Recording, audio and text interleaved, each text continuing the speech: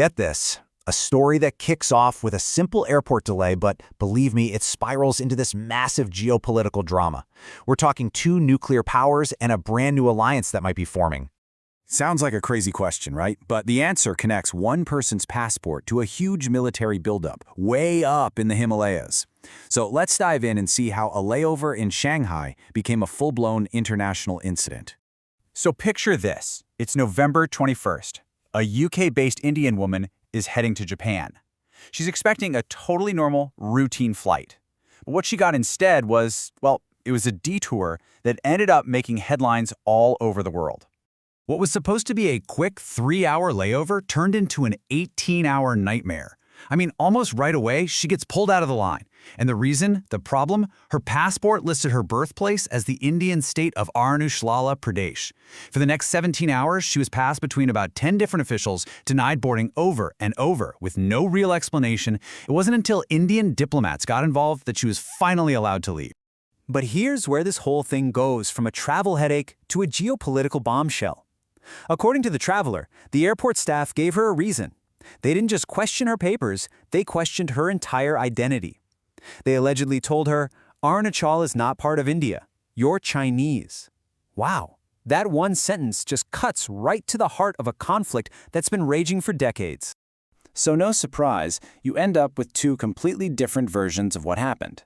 On one hand, you have the traveler's story. She was singled out, harassed, and basically detained. And on the other hand, you have China's official line. It was just a lawful inspection, her rights were totally protected, and there was no detaining at all. The huge gap between these stories really shows you how politically sensitive this whole situation is. Okay, so to really get why a birthplace listed on a passport could set off an international firestorm, we gotta zoom out. We need to look past the airport and focus on the bigger picture, this disputed border itself. And here's the absolute heart of the issue. Arunachal Pradesh is, by international standards, a state in India, but China claims the entire place as its own territory. They even have their own name for it, Zhangnan, which means South Tibet. This disagreement, this fundamental clash over who actually controls this land, is one of the biggest points of friction between these two nuclear-armed countries. And believe me, this is not a new problem. The two countries fought a really brutal war over this border way back in 1962. And just a couple of years ago, in 2020, there was a deadly clash that put relations on ice. Lately, things had been getting a little better. Talks were starting up again, flights were resuming. But this one incident at an airport, it could undo all of that careful progress. Now you might be thinking, okay, maybe it was just a case of some airport officials going a little too far. But when you look closer, this doesn't seem like an isolated incident at all. It actually fits into a much bigger, more deliberate strategy from Beijing. You see, China's been using a whole playbook of tactics to press its claim for years, without ever firing a shot. They'll give out stapled visas to people from the region, which is a subtle way of saying they don't recognize the Indian passport. They just go ahead and rename mountains and rivers on their own. They publish official maps that show the territory as part of China. They're even building new villages right along the border. Each little thing might seem small, but when you add it all up, it creates this constant pressure, this pattern designed to make their claim look like a fact on the ground. So with all this pressure, India isn't just firing back with angry press releases. Nope, its response is being built with concrete and steel high up in the Himalayas. India is in the middle of this massive infrastructure race, and two projects are absolute game changers. First, you have the Sila Tunnel. It's an incredible piece of engineering that now gives year-round access to border areas that used to be completely cut off in the winter. And then there's the Arunachal Frontier Highway, this huge, ambitious road being carved right along the disputed border. And let's be crystal clear about why they're doing this. This isn't just for tourism. The strategic goal here is to slash the time it takes for India to get its military, we're talking troops, tanks, supplies, right up to the front line. It's a direct countermove to China's own buildup just across the border. Which brings us to the last and maybe the most fascinating piece of this puzzle. Remember where our traveler was headed? Japan.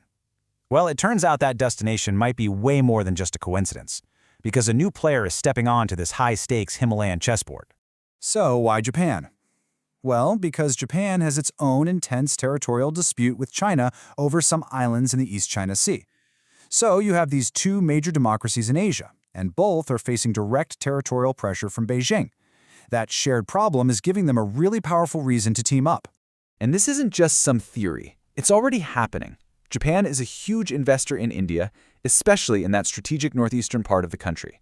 And check out this timing. Just before the airport incident, the leader of Arunachal Pradesh was actually in Japan, meeting with officials and, get this, a construction company that specializes in building in tough mountain terrain. You know, exactly like the Himalayas. The takeaway here is massive.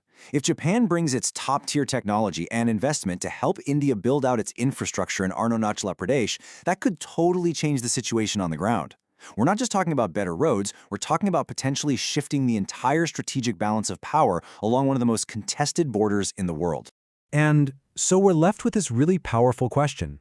A story that started with one person's passport being challenged at an airport has blown up into a world of military strategy, high-altitude construction, and now, the whispers of a new alliance.